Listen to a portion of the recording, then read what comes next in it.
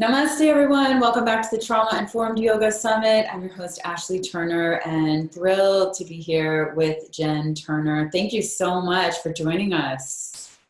Thank you for having me. Yeah, you're such a pioneer in this work, so I'll give you guys a little bit more background. Of course, all of her links are on this page right now.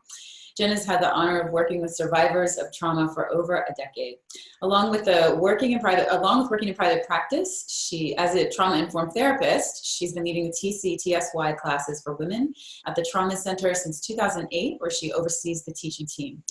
Jenn has taught yoga classes and developed the protocol for the NIH. For those of you that are not in the United States, that's National Institute of Health. Funded research study that examined the effects of TCTSY on treatment-resistant PTSD. Results can be accessed. We included the link right below, so check that out. And Jenn is a lead TCTSY trainer and supervises students in their certification program. And it is such an honor to have you here. Thank you so much. Yeah. You guys are really doing such innovative work. I feel like in some ways you were sort of pioneers in trauma-informed yoga, but tell us how this came to be your specialty. I mean, I think personally, it was just this sort of like merging of two worlds for me. You know, I sort of joined the Trauma Center when I went back to graduate school after doing an undergrad in vocal performance, which FYI, there aren't a lot of jobs for that. So I was like, oh, I'm going to teach yoga. So I taught yoga for a while after that, and then went back to school and studied counseling psychology at a program here in Cambridge that is one of the few at the time that had this like track that actually named trauma as a thing to study. They had like a trauma track. And so it's like, ooh, I want to do this based on my own history and family history around trauma. It felt like I have a curiosity personally and also a place that I wanted to position myself professionally. And I remember wanting to write a paper in grad school about trauma and yoga and like how they would interact. And someone tipped me off. One of my professors said, hey, I think there's someone doing research in Boston. So I connected with Dave at that point, and soon after joined the team and started teaching and doing the work. And then, sort of, excuse me, linked into everything that they were doing at that time. But it was immediately like a fit. It was sort of like I had been doing yoga at studios and gyms, and there was something about that I connected with and enjoyed, but there was something missing. And it was like, it was this like work that happens. Mm-hmm. So just a little bit about how I started. Yeah. Yeah. And tell everyone about the Trauma Center. I just want to orient them because you guys are doing such great work. And of course, David Emerson. Tell us a little bit of history of the Trauma Center and how TCTSY came to be. Yeah, the Trauma Center has been around for about 30 years doing kind of pioneering research in the field of trauma, around trauma in the body, working with children and families, continuing to push and research EMDR. And then around in the early 2000s, Dave Emerson had started a nonprofit called Black Lotus Yoga Project in Cambridge, where he wanted to work with, trauma and PTSD and yoga.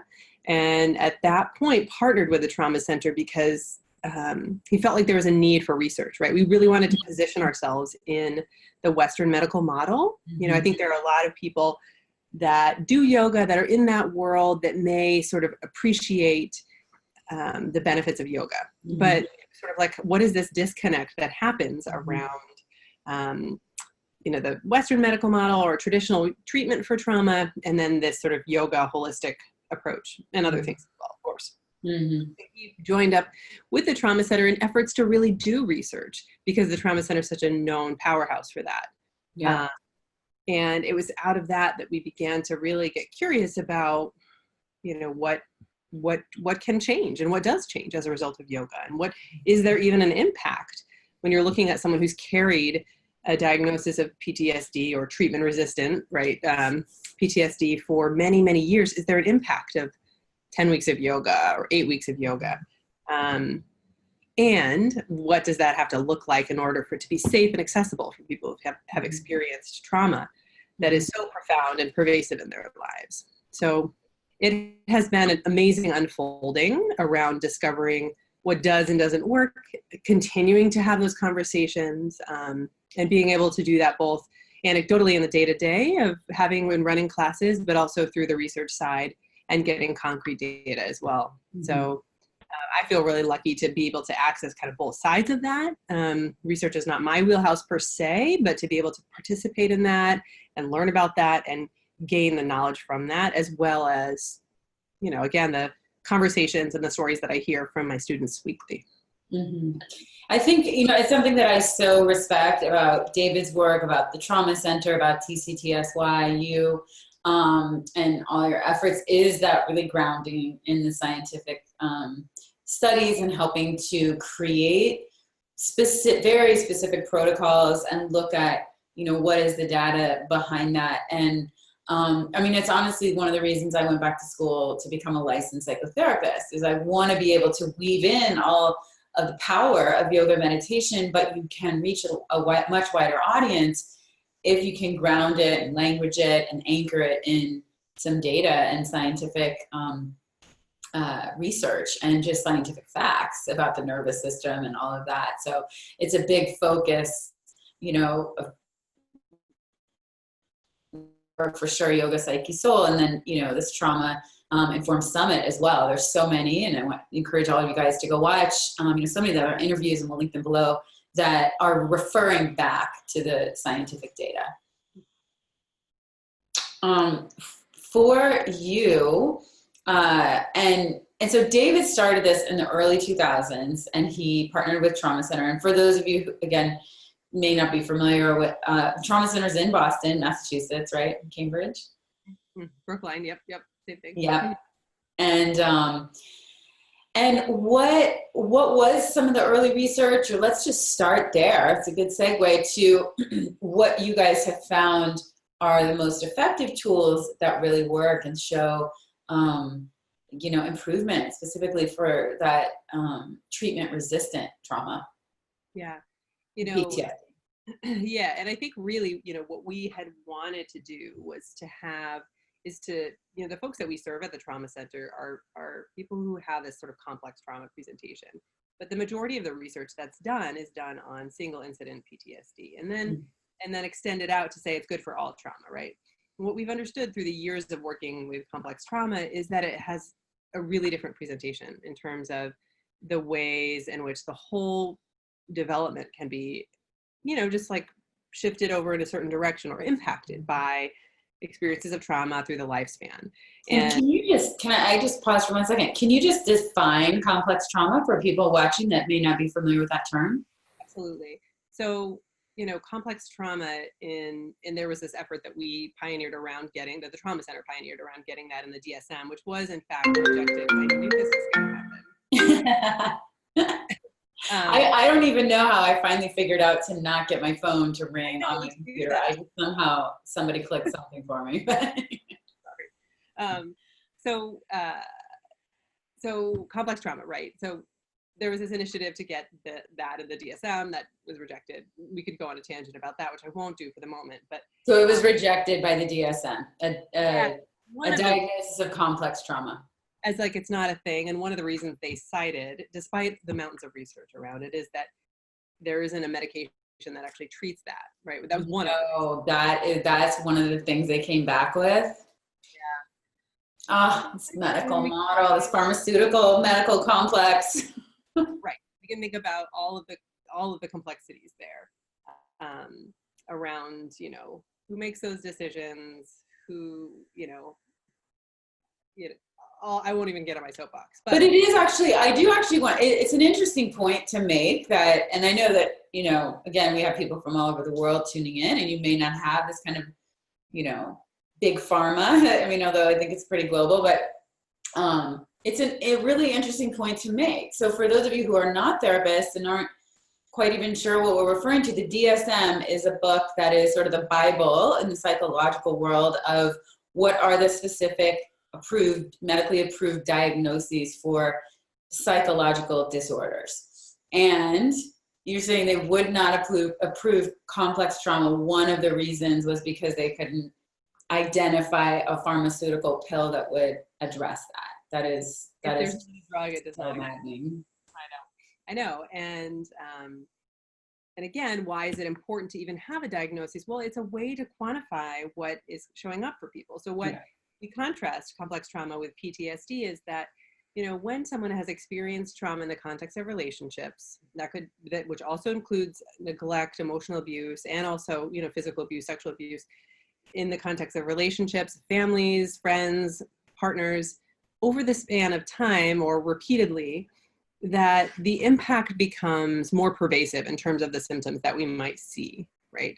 Mm-hmm. We might see some of the traditional PTSD expressions, right, of like intrusions and nightmares and content coming in, trauma content or memories. We might see avoidance of things. We also see a lot of other pieces that come into play around dysregulation in the body, lack of sensation in the body, or lack of ability to locate sensation in the body, challenges with relationships, and some of these things, challenges with all kinds of sort of regulation that might get expressed in lots of ways. We might see dissociation. And sometimes what ends up happening is if we don't have something like an umbrella term or diagnoses like complex trauma, is that folks get piled with lots of diagnoses. Mm-hmm. And then they can sometimes feel sick or messed up. And rather than, you know, this is a completely appropriate response to something that should have never happened and should have never been.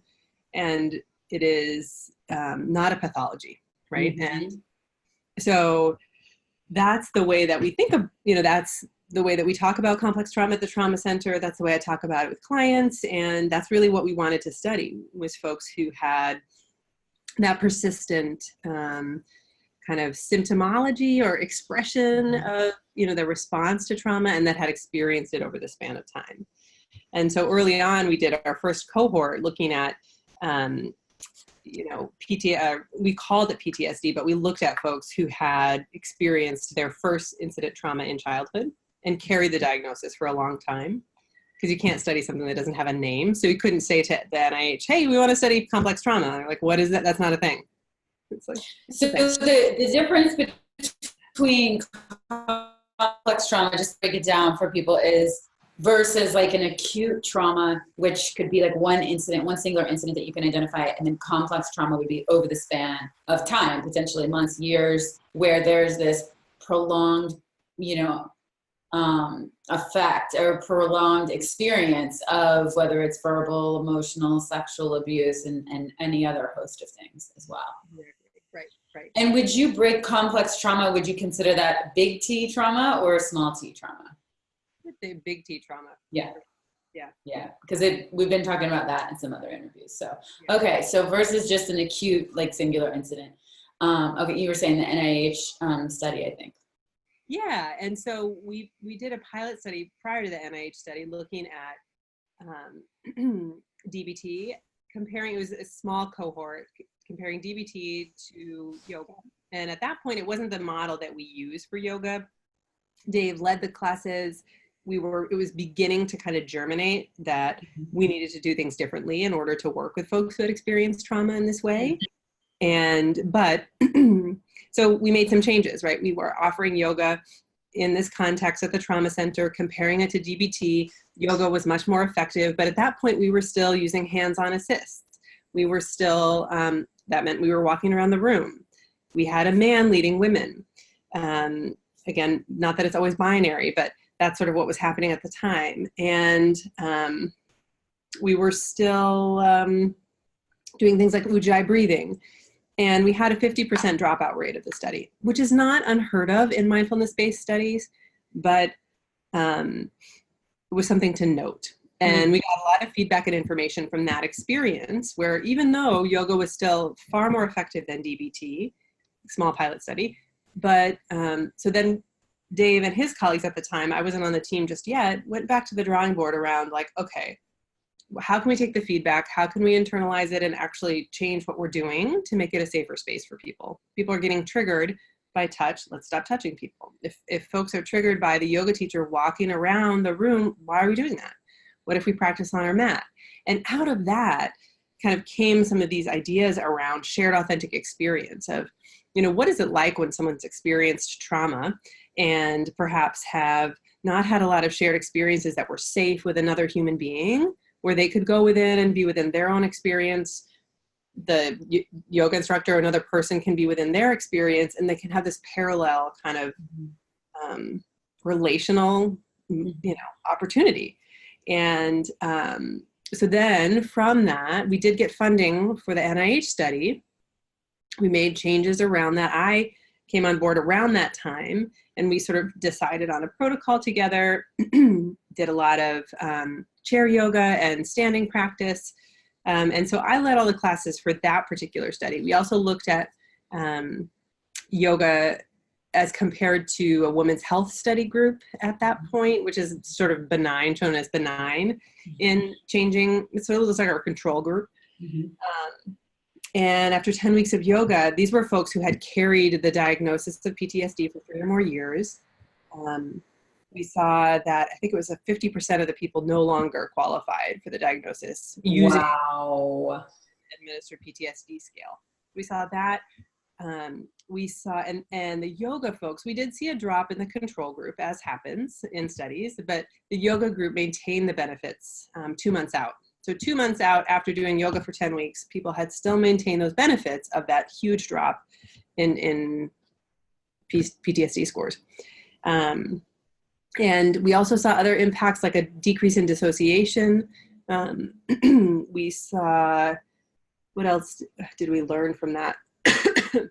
Well, we learned a lot, and so from that study, we then continued to do the work and started training people more because folks were curious and interested. In the yoga world, I think at the same time was sort of waking up to the fact that folks are getting triggered in their classes. Yoga teachers increasingly became more curious and interested to do these sort of acts of service and go into places and spaces where yoga traditionally wasn't there and bring it there, but also finding that if you go into the VA or the homeless shelter, that you're going to be interacting with trauma and you may need to do things differently. So it was like, oh, we need more information. We need resources. So that sort of just happened at the same time. And we began doing a lot of training around that same time as the study. And Dave wrote a couple books about the work too. We have those linked below on this page also. So those of you that want to go deeper. So I'm just kind of rambling on here. I don't know if you want to. No, it's really fascinating. I would like to hear, just sort of more and what's evolved and where you guys are now, the bullet points of what you guys have learned and where you are now and where you're headed. Yeah, we, Dave and I, actually just about a year ago, decided that we wanted to create our own entity as part of JRI, which is the Trauma Center is part of JRI. It's called Justice Resource Institute. It's a big social service agency in New England. JRI is sort of the umbrella, then the Trauma Center is under that, and then you guys are under the Trauma Center. Yeah, and we decided we wanted to we ended up branching off and creating our own sort of agency or program called the Center for Trauma and Embodiment, where not only are we going to be and are continuing to house the yoga work, the training, the actual classes, but also to develop new approaches for embodiment, using embodiment to heal from trauma. So, we have like a conference, our first conference coming up this year. We are starting piloting a weightlifting program with kids. So the work of kind of not always, how do I say it? Like that, as we know, it's important and helpful to be able to talk about your experience of trauma. And sometimes some things are unspeakable, and to move about it, to do yoga about it is also equally as powerful. So some of the bullet points, I guess, that I would say as we sit today from the work that we continue to do, from what we've learned as well from our certified facilitators, we have almost, as of April, we'll have about 300 people around the world who have done many hours of training with us and are doing this work and training others in this work in hubs in Australia and Northern Europe and in the US and Central America. And so some of the stuff that we've learned, I guess, one of the big things we've been talking a lot about is non-coercion, is this non-coercion and non-attachment to outcomes. So I think I observe and certainly in my training as a therapist and a clinician is that there can be this emphasis on what is yoga going to do? Is it going to regulate the body? Is it going to help people calm down? Is it going to help them sleep better? And of course, when we did research, we wanted to find out some of those things. What are the outcomes? But I think when we unpack it, what happens when we invite someone who has experienced trauma, perhaps over again a lifespan or at least extended time, and it's in their bodies, is that they may come into a yoga class or they may come into a quiet space and become really activated, actually, like really, you know, bumping into difficult stuff that they may have spent most of their life actively trying to avoid and finding really skillful ways to avoid. And so when as a clinician, right, we say things like, oh, you should try yoga, it'll help you really relax and calm down. And then someone comes into one of our classes and finds that they bump into new trauma content or memories or difficult feelings or feelings in their body that they haven't had in a long time, it can stir the pot, right? Mix it up. And it is not our intention, right? Like it's about containment, it's about safety, but also knowing that can we create a space where folks can show up, they can hate their body, they can not feel at peace or at ease and still be welcome?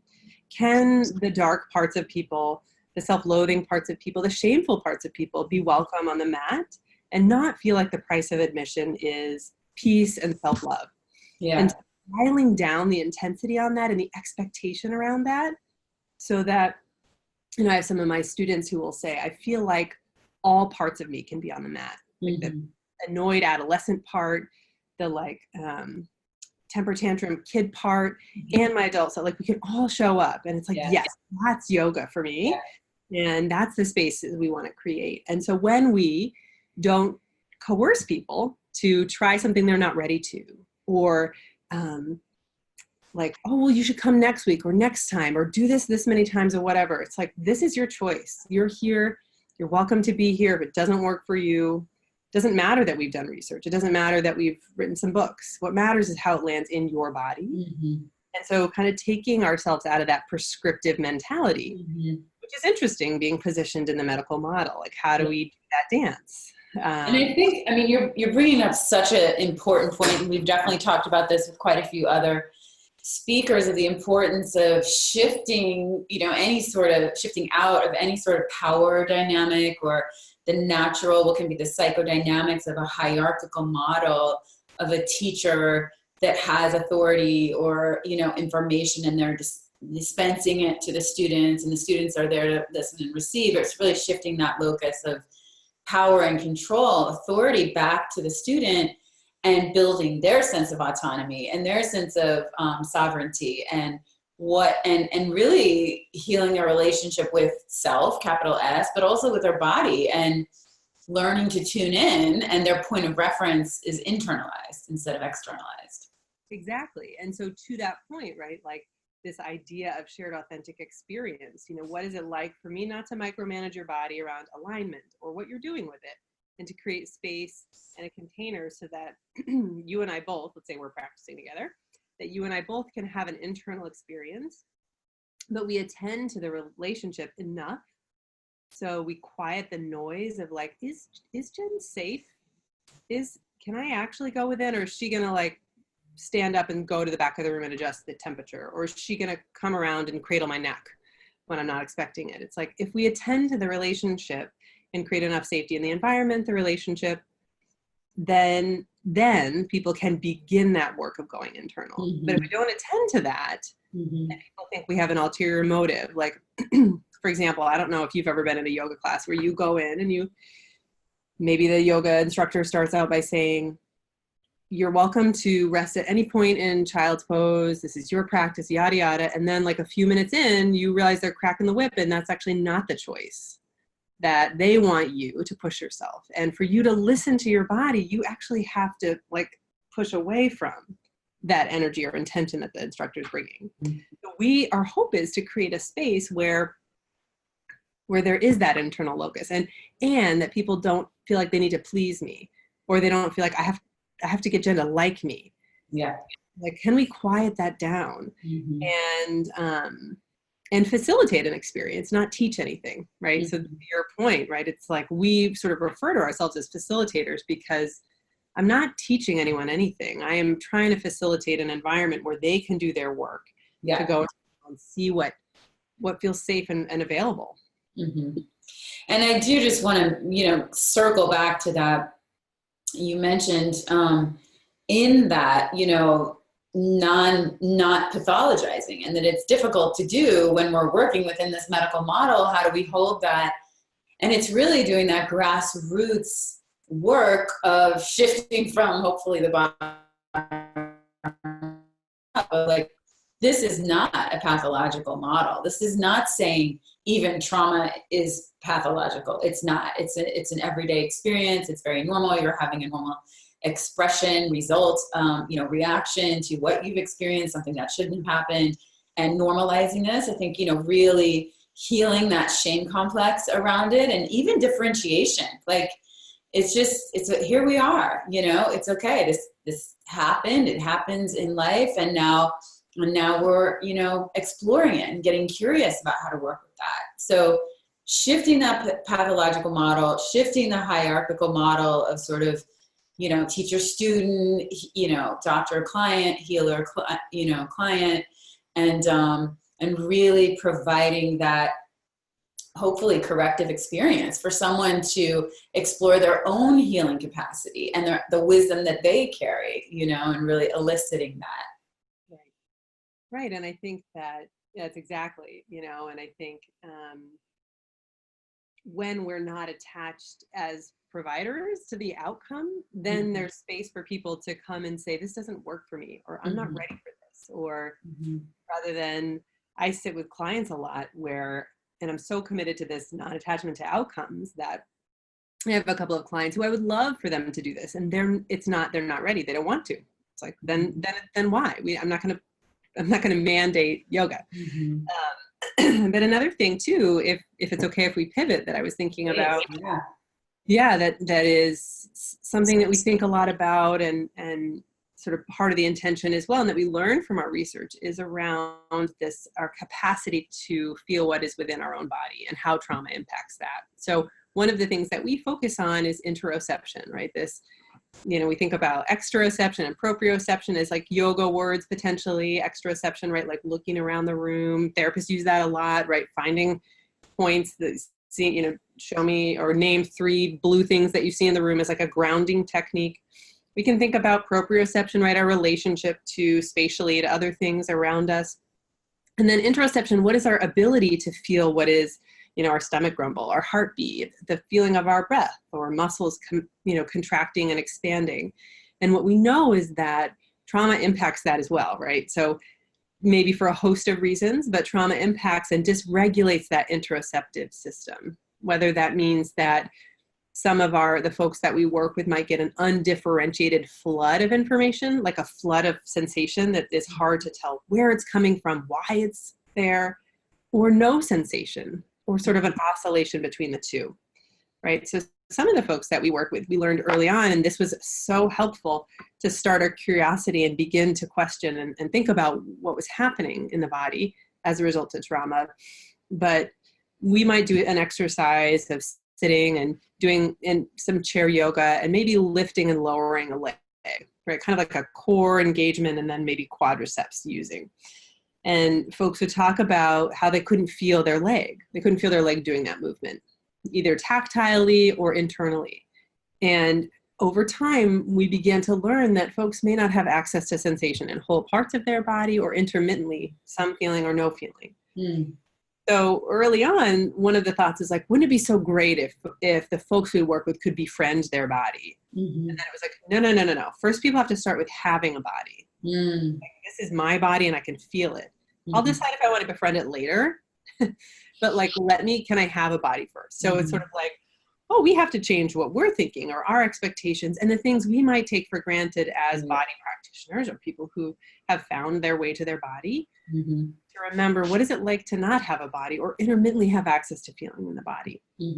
And so through the practice of yoga, and what we saw we had, after our NIH study, we had a little extra time and money. So we decided to do a small pilot and do brain scans, to do a couple of fMRIs before and after, to see what does change. We did 20 weeks of yoga, doing TCTSY. I led those classes too. So it was the same content that we delivered in the NIH study, just a little longer.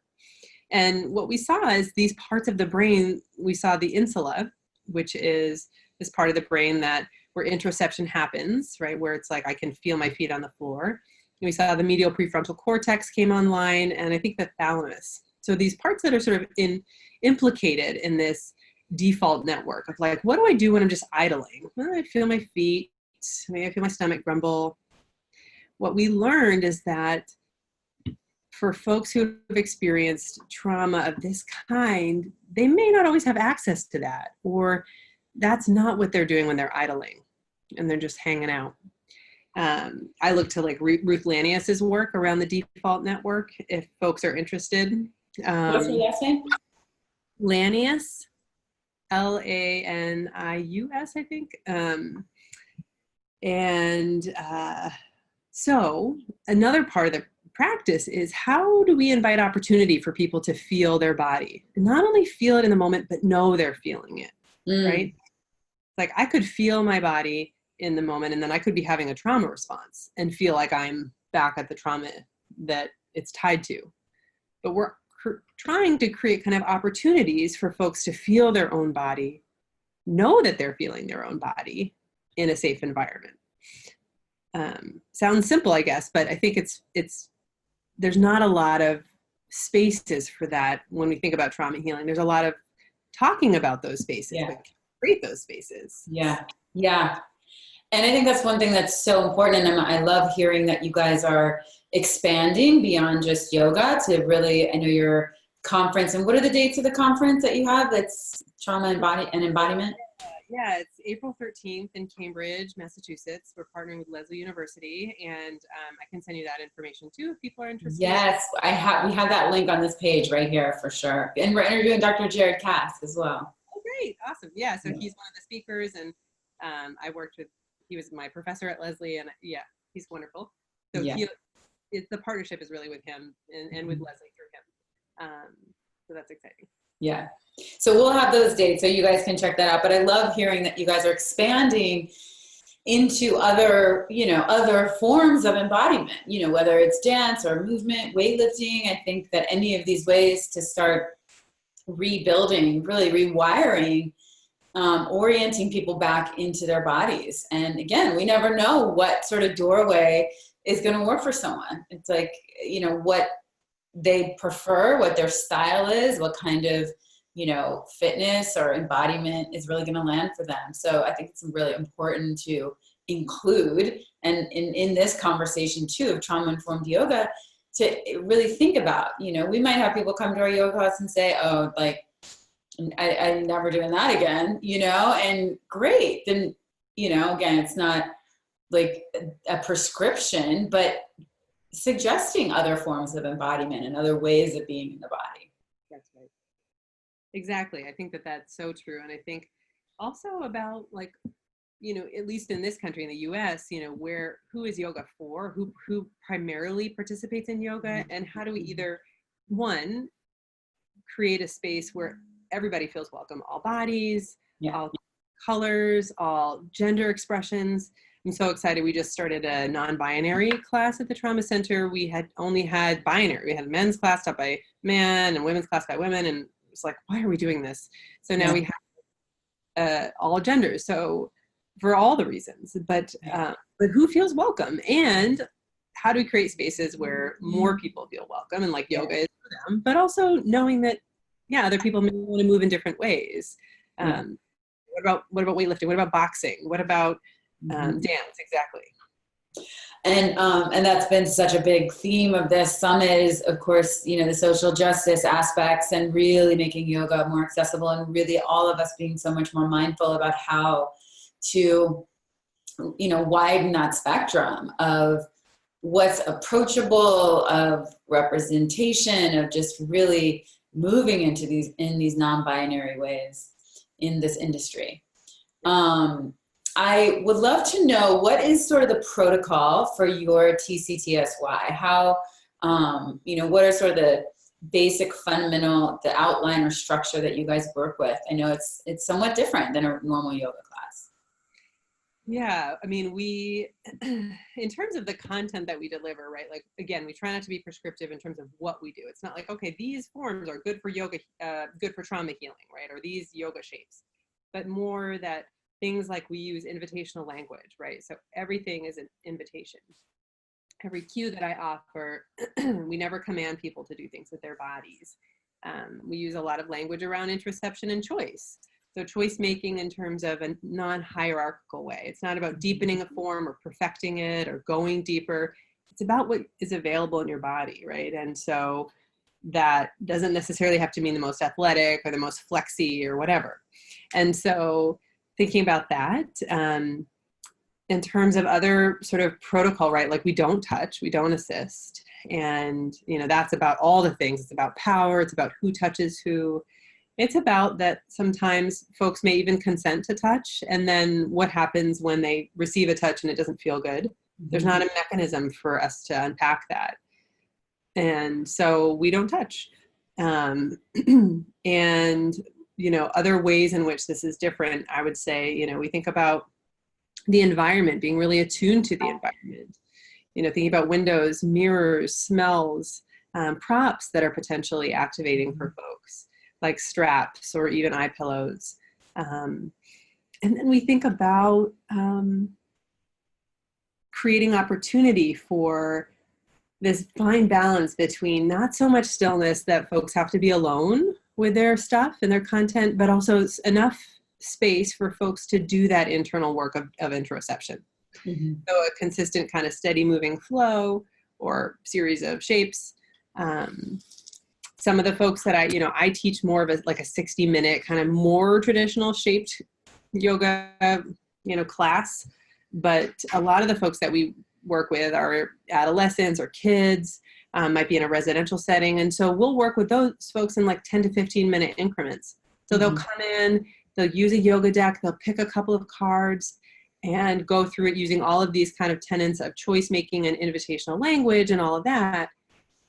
And then leave. And so this idea also, can we think about it outside of the realm of like beginning with quiet breathing and sitting and ending with a rest? And what is it that we're trying to get at here? If it's interoception and present moment experience, there are lots of ways to do that. I love that. I love that sort of breaking the mold of the natural arc of a class and really, asking why and being very clear about the intention of what you're creating. And really it's just an experience of embodiment, among other things. Right. And so when in my private practice, when I'm in my office right now, it's like a small office, traditional setting. I share the office with a bunch of people who do psychoanalysis. And so it's set up in a traditional way. We roll out yoga mats in here. We might do a 10-minute breakout session, then do the rest of the session on the floor, just sitting and talking. Mm-hmm. That changes the power structure. Yeah. Yeah. And that's important because I know we do have a lot of clinicians watching and just people are always asking, like, how do you incorporate yoga? Do you roll out a mat? Do you put people in poses? Like, how does that happen in a therapy room? So I love that you just mentioned that. And you guys don't use Ujjayi breathing, is that right? Yeah, we don't recommend Ujjayi breathing. And we are quite thoughtful about breath as well, given that I think breath can be both a liability and an asset. You know, if you think about how quickly we might all take a moment to even think about, right, how quickly breath can change how we feel from, maybe regulating. We might associate it with helping us regulate really quickly, but also that it can destabilize pretty quickly.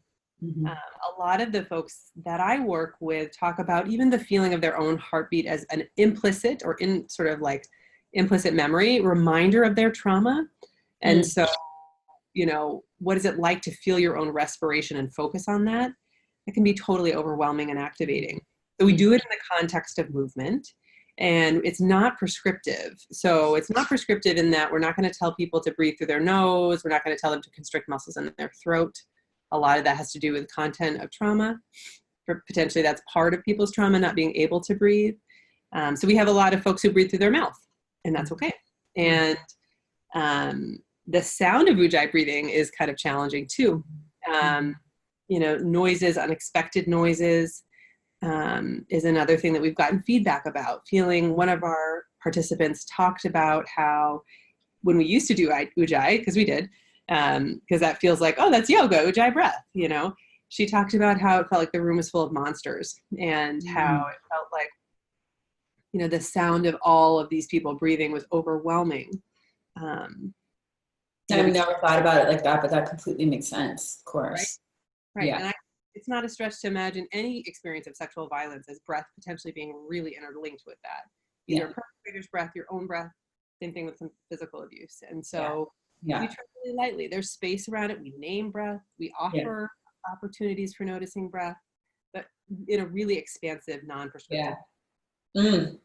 That's a really important distinction. And I think that's really good for everyone to hear, you know, that, and be open to that. Because I know in my early days of teaching, if someone wasn't closing their mouth, I mean, I would use that commanding language, close your mouth, put your tongue to the roof of your, you know, and having no concept of how that could be re-triggering, why they might, you know, have no idea themselves, but they're just unconsciously not doing it, you know, all of those reasons. So I love that you're really pulling that out. Yeah, we can think about how, you know, when we breathe through our mouth, we activate that sympathetic nervous system, that fight or flight, right? And that for a lot of folks, the way they maintain safety is by being in that state. And actually engaging the sort of relaxation response feels destabilizing. So that's the piece about, can we welcome people in however they're showing up? And whether that's open mouth breathing, whether that's being really activated or triggered, and create a space where it's okay and they don't feel messed up or screwed up for being that way.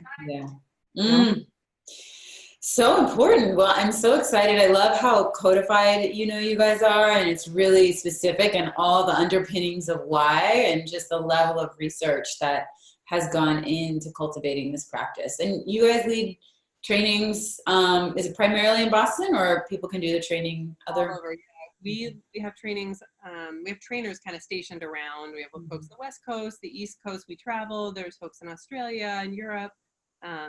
We have a colleague who does trainings in Spanish, so she travels to Colombia and Puerto Rico, and continuing to expand that. So, and learning through that process. You know, we have some trainers that are starting to do work in Africa, and what does it look like, and how can we learn about ways that this does and doesn't translate cross-culturally, and be open to shifting.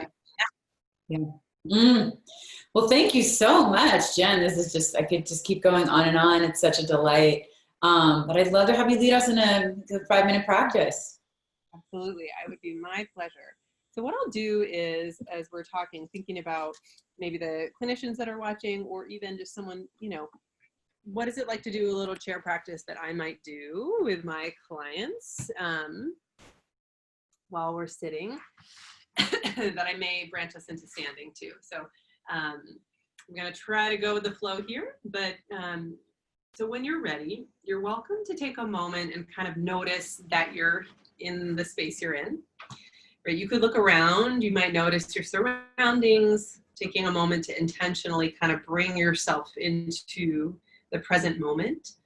Another way that you might do that could be through sensation.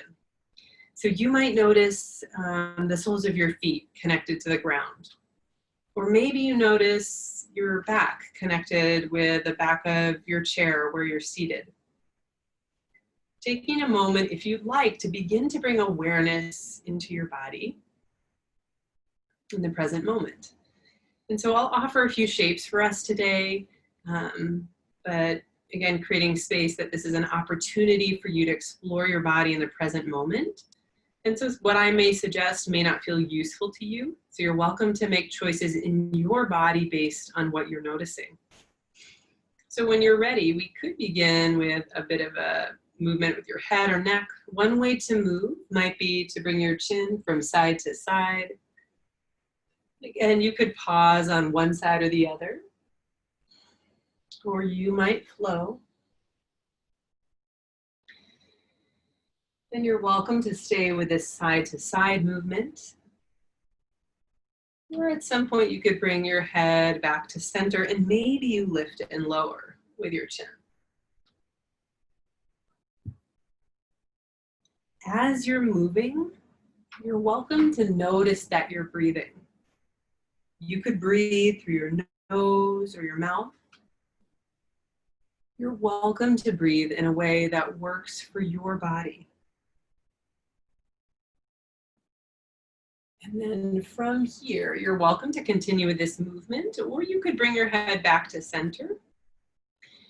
And maybe we shift into some opportunities for breathing and moving and linking them together. One way to do that could be to begin to lift your hands. You're welcome to raise your hands up, and then maybe you lower them. Again, this movement could be smaller or wider in range.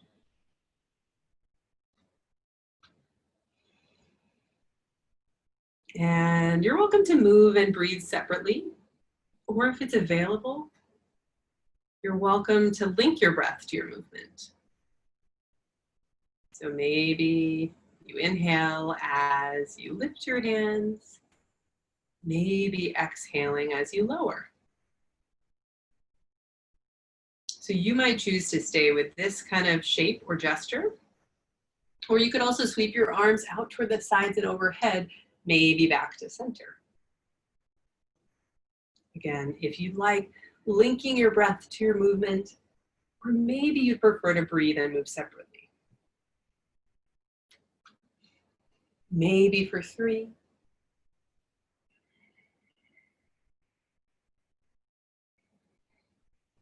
And 2.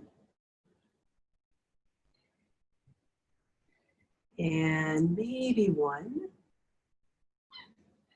And then from here, if you'd like, you're welcome to sit forward on your seat, just to have a little room to move with your spine. And if you'd like, you could begin to twist, maybe bringing one hand over to your opposite leg. Doesn't matter what direction you twist, we'll get to both. You can bring your opposite hand to the side of your chair, maybe your gaze over one shoulder or the other. And as you're here, you're welcome to pause. You might even notice if there's a sensation that you're aware of showing up in your body. So there could be sensation around maybe your shoulders, maybe your neck, or maybe there's somewhere else in your body that you're noticing feeling in this particular moment.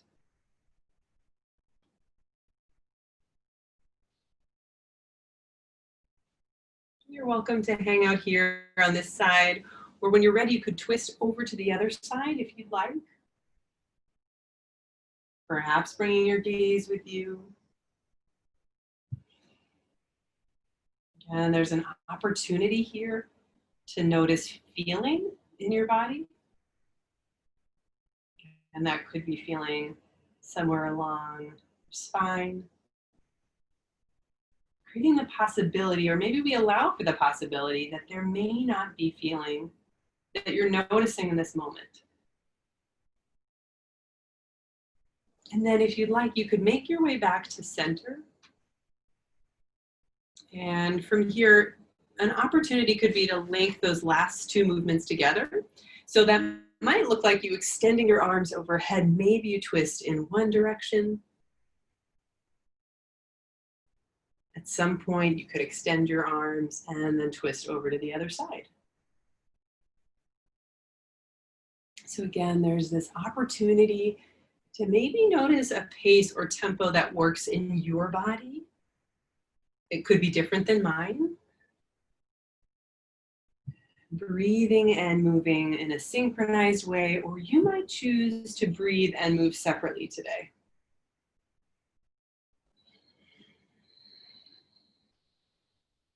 Continuing, if it works for you, maybe for 3.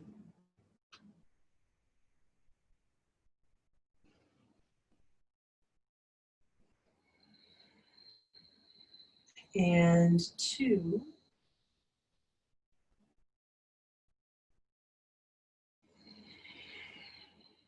And 1. And when you're ready, you're welcome to meet me back at center. You might still be continuing to move, so there's no rush in getting there. So that might be something that I typically would do with someone who's just, showing up into my office and they're like, can we start with a little yoga, Jen? great, let's do that. And that could I look love like that. that. And it's such a great, you're role modeling in such a skillful way the use of that inviting language and other options. I think for those of you that are yoga teachers on here and clinicians even, because even clinicians, you can start bringing in some yoga meditation interventions, even if you're, to teach a full class, but especially for yoga teachers, the way that you frame the whole class and languaging and just inviting has a much different feel and really paradigm shift. So I love that. Right. And we're saying too that we always practice. And so that means if I have someone in my office, I have my eyes closed, I'm with them. I'm not, it's not about me watching them or observing. It's about me going internal and having an experience that's authentic to me. Not like a boss. I love that term, the shared authentic experience. I actually don't know if I've ever heard that before. So that's great. It's a great buzzword, keyword from this, one of the many from this interview. Well, thank you so much. This has been such a delight. I've been so looking forward to talking to you. And again, just really acknowledge the work that you all are doing. And really setting the stage and being such pioneers in this. So thank you for that. Thank you so much for having us, and this has been a wonderful conversation. Yeah. So all of Jenn's links are below, and check out TCTSY and everything that they're doing in the Consciousness and Embodiment conference that they have coming up. And thank you so much. Jump into the Facebook group. Tell us what your biggest takeaways are from this interview, and cannot wait to reconvene at another time. Thank you, Jenn. Thanks so much.